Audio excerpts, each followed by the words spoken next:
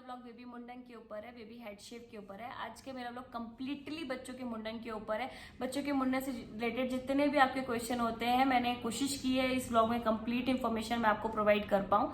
जैसे कि बच्चों का मुंडन क्यों करना चाहिए, बच्चों के मुंडन के पीछे क्या साइंटिफिक रीजन हो सकता है, बच्चों का मुंडन करना भी चाहिए कि नहीं करना चाहिए, कौन से एज ग्रुप का बच्चों का मुंडन हमें करना चाहिए, मुंडन के बाद क्या हेयर ग्रोथ अच्छी होती है, क्या बच्चों का मुंडन करते समय हमें किन बातों का ध्यान देना चाहिए, हमें उसके पहले क्या बातों का ध्यान देना चाहिए, मुंडन करने के बाद हमें क्या बातों का ध्यान देना चाहिए, मुंडन के बाद हमें अपने बच्चों के सिर में क्या लगाना चाहिए, मुंडन हमें रेजर उस तरह से करना चाहिए कि ट्रिमर से करना चाहिए। ये सारी इंफॉर्मेशन आज के मेरे ब्लॉग में कवर है। तो ब्लॉग शुरू करने से पहले मेरी आपसे यही रिक्वेस्ट है कि प्लीज वीडियो को एंड तक जरूर देखिएगा और प्लीज ये जो नीचे रेड बटन बना हुआ है सब्सक्राइब का, उसको जरूर हिट करके ग्रे कर दीजिए और बेल आइकन को भी जरूर हिट करिए, क्योंकि मेरे सारे वीडियो के नोटिफिकेशन सबसे पहले आपको मिल जाएंगे। तो प्लीज वीडियो शुरू करती हूँ मैं। तो सबसे पहला क्वेश्चन आपका, एक बच्चों का मुंडन करना चाहिए कि नहीं करना चाहिए।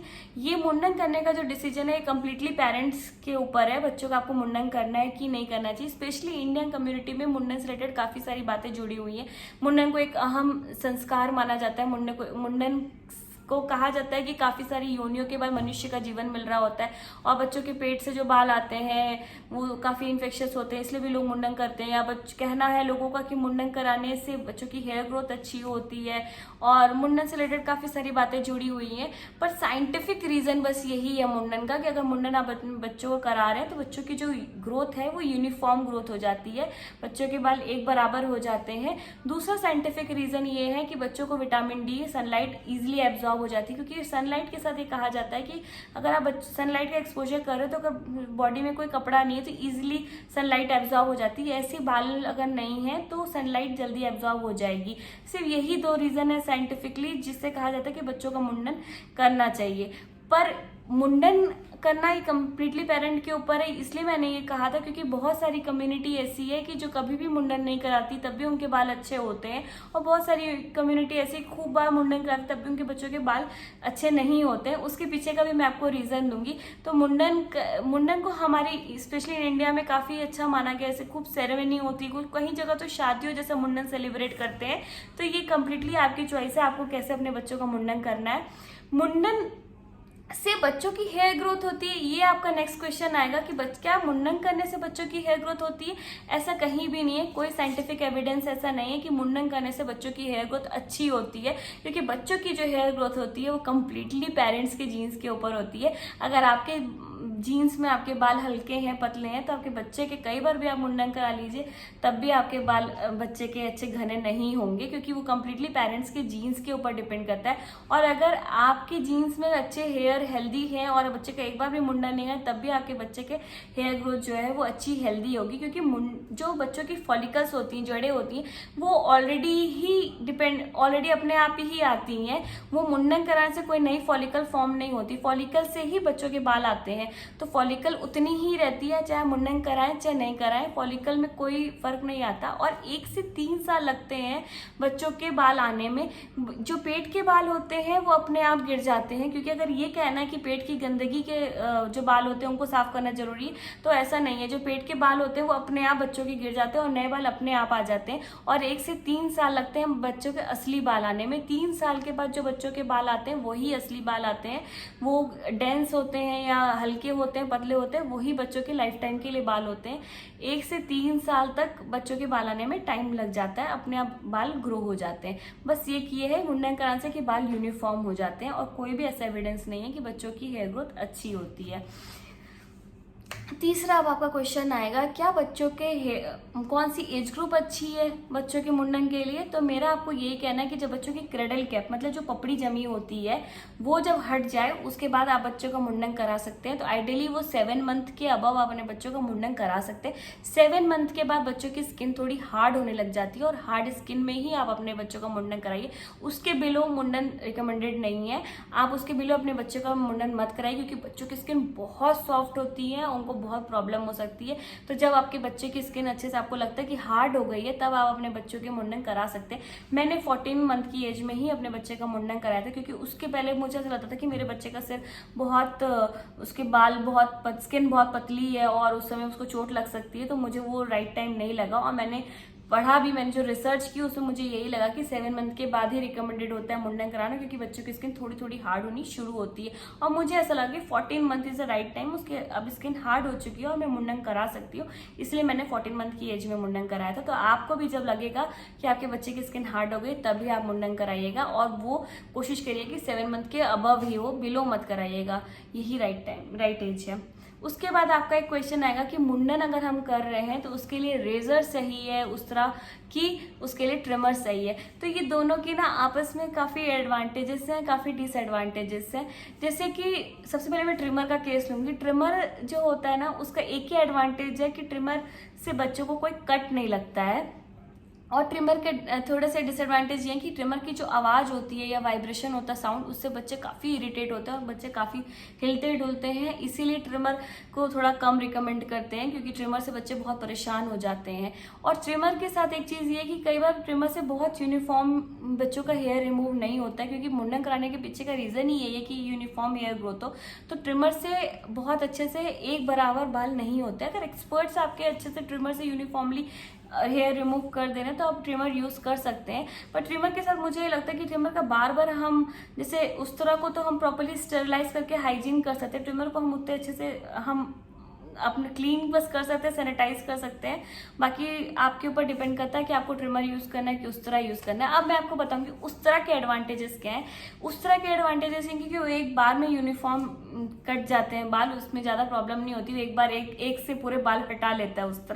उस तरह यूज़ करने के पहले आपको कुछ बातों का ध्यान देना है, जैसे कि उस तरह आपको प्रॉपर्ली स्टेरिलाइज हो, न्यू ब्लेड ही उस तरह में यूज़ हो, और एक्सपर्ट से ही आप दोनों ही केस में, चाहे आप ट्रिमर यूज़ करें चाहे उस तरह यूज़ करें, दोनों ही केस में आप एक्सपर्ट से ही अपने बच्चों का मुंडन कराइए। आप खुद ट्राई मत करिए, क्योंकि बच्चों की स्किन तब भी कितनी भी हार्ड हो तब भी बहुत सॉफ्ट रहती है, और उनको अगर चोट लग जाएगी तो बहुत प्रॉब्लम हो जाएगी।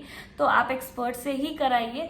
उस तरह के मैंने क्या किया था, मैंने अपने बेबी के लिए उस तरह यूज़ किया था। मैंने थोड़ी देर पहले ही बुला लिया था, क्योंकि अभी भी कोरोना का ही टाइम चल रहा था, और मैंने स्टेरिलाइज करने के लिए 15 मिनट्स पहले ही जो ट्रेंड थे उस तरह के लिए उनको बुलवा लिया था। 15 मिनट्स के लिए मैंने गर्म पानी में, खोलते गर्म पानी में उस तरह उनका डाल दिया था, और उसमें थोड़ा सा डेटॉल या सेवलॉन मैंने डाल दिया था, ताकि 15 मिनट्स वो अच्छे से स्टेरिलाइज हो जाए। उन्होंने हैंड ग्लव्स पहनने को तो मना कर दिया था, क्योंकि उनको डर था कि बच्चे का बाल है तो मैं हैंड ग्लव्स नहीं पहनूंगा, तो हमने प्रॉपर्ली उनको सैनिटाइज कर दिया था, डबल मास्क पहना दिया था, और बच्चों को फिर हम अच्छे से उनका उस तरह स्टेरिलाइज कर लिए थे गर्म पानी में। उसमें हमने न्यू रेजर अपने सामने उन्होंने फाड़ा था और यूज़ किया था। तो वैसे भी आपको भी यही ध्यान रखना है कि आप पहले अच्छे से उस तरह को स्टेरिलाइज कर लीजिए, एकदम न्यू ब्लेड होना चाहिए उसके लिए, और बच्चे के लिए काफ़ी अच्छे से वो एक्सपर्ट ही हो जो अच्छे से बच्चों के बाल हेयर रिमूव कर दे। अब बच्चों को आपके ऊपर डिपेंड करता है कि आपको उस तरह यूज़ करना है कि ट्रिमर। उस तरह से बस ये कि आवाज़ नहीं होती, बच्चा शांति से बैठा रहता है और चुपचाप हो जाता है। अब बच्चे के आपको ये पूछना होगा कि बच्चा शांति से कैसे बैठे। तो बिफोर मुंडन आपको ध्यान देना है कि बच्चे का पेट अच्छे से भरा हो, क्योंकि मैंने भी सुबह उठते साथ बच्चे को थोड़ा अच्छे से खिला दिया था, क्योंकि मुझे लग रहा था कि अगर बच्चा अच्छे से नहीं खाएगा तभी बच्चा रोता है, इरिटेट होता है। तो अच्छे से उसको खिला दिया था प्रॉपर्ली, सुबह अच्छे से रात भर अच्छे से सोया था। बच्चे की नींद भी होनी चाहिए उस समय, अच्छे से सोया था। सोने के बाद उठने के बाद मैंने उसको थोड़ा सा ब्रेकफास्ट करा दिया था, और ब्रेकफास्ट के बाद तुरंत मैंने बुलाया हुआ था एक्सपर्ट को, और फिर उन्होंने मुंडन करा था उसका। तो ऐसा था कि अच्छे से नींद भी हुई थी और उसने अच्छे से खाना भी खाया था, तो वो चुपचाप बैठ गया था। और उसके लिए भी आपको ये ध्यान देना कि जिसके साथ वो अच्छे से कंफर्टेबल हो उसी के साथ आप अपने बच्चों को छोड़िए। जैसे मेरे हस्बैंड उसको अच्छे से पकड़े थे, क्योंकि मुझे पता है कि अगर मैं उसको पकड़ती तो वो मनमानी करता अपना, वो हिलता डुलता, और मेरे हस्बैंड से थोड़ा वो कंट्रोल हो जाता है, तो वो चुपचाप वो उसका हेड डाउन करके उसको बैठे हुए थे, तो वो चुपचाप बैठा हुआ था। तो वैसे ही फिर एक्सपर्ट जो थे उन्होंने उसके हेयर रिमूव करते गए और वो चुपचाप बैठा रहा, क्योंकि मैंने अच्छे से फीड किया था शायद, इसलिए वो चुपचाप बैठा था। अब मुंडन के बाद आपको क्या ध्यान देना है, मुंडन के बाद तुरंत आपको हल्दी अप्लाई करनी बच्चे के सिर पे, क्योंकि अगर बच्चे के सिर में इन्फेक्शन हो रहा है या कुछ हो रहा है तो हल्दी एंटीसेप्टिक का काम करती है और वो अच्छा होता है। और अगर कई बार उस तरह के केस में होता है कि कट लग जाता है बच्चों को, तो उसके लिए मैं आपको ये कहूंगी कि आप अपने डॉक्टर से बिफोर मुंडन एक ऑइंटमेंट जरूर प्रिस्क्राइब कर लीजिएगा और आप रख लीजिएगा, क्योंकि अगर बच्चों को गलती से कट लग गया है तो वो ऑइंटमेंट अपने बच्चे की स्किन में अप्लाई कर सकते हैं, नहीं तो डेटॉल सेवलॉन भी अपने बच्चे की स्किन में अप्लाई कर सकते हैं, वो एंटीसेप्टिक होता है। और हल्दी भी बेस्ट होती है एंटीसेप्टिक के लिए। हल्दी के गुण तो आपको पता चली गई होगी, काफ़ी हर चीज़ के लिए हल्दी बहुत अच्छी है। अगर आप हल्दी भी अप्लाई कर देंगे तो भी उसके लिए बहुत अच्छी है। तो आफ्टर मुंडन आप अपने बच्चे की स्किन में अगर कट लग रहा है तो ऑइंटमेंट अप्लाई कर सकते हैं। हल्दी तो आप पूरे बालों में अच्छे से लगा ही दीजिएगा, क्योंकि कुछ भी अगर वायरल कुछ भी बैक्टीरियल इन्फेक्शन हुआ तो हल्दी एंटीसेप्टिक का काम कर रही है और वो अच्छे से रिमूव कर दे रही है। और मुंडन के बाद आप दही लगा सकते हैं अपने बच्चे के सिर में, वो ठंडक देती है बच्चों को। जैसे बाल निकलते हैं तो बच्चों को थोड़ी सी ठंडक मिलती है सिर को, तो वो अच्छा रहता है। और उसके बाद आप अपने बच्चे का हैंड वॉश जरूर करिएगा, क्योंकि बच्चों के जब बाल मुंडन होते हैं तो छोटे छोटे बाल यहाँ वहाँ गिर रहे होते हैं, जो कि बच्चों को काफ़ी चुभते हैं।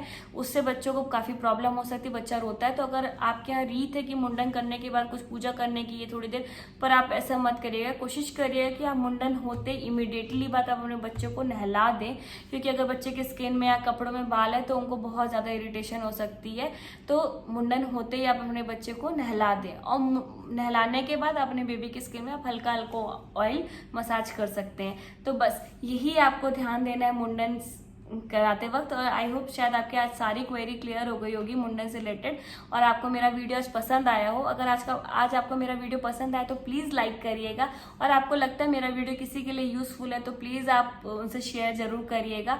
और आपको मेरा वीडियो पसंद आता है तो प्लीज़ मेरे चैनल को जरूर सब्सक्राइब करिएगा, रेड बटन जो है नीचे उसको जरूर ग्रे कर दीजिएगा, बेल आइकन को भी हिट करिएगा, क्योंकि मेरे वीडियो के सारे नोटिफिकेशन आपको मिल जाएंगे। और मुंडन से रिलेटेड आपकी अगर कोई क्वेरी है या आपका कोई सजेशन है या आपकी कोई अभी इससे आपकी क्वेरी सॉल्व नहीं हुई है तो आप प्लीज़ नीचे कमेंट बॉक्स में कमेंट कर सकते हैं। तो बस आई होप आपको मेरा वीडियो पसंद आया हो। तो मैं आपसे मिलती हूँ अपने अदर ब्लॉग के साथ, तब तक के लिए बाय बाय।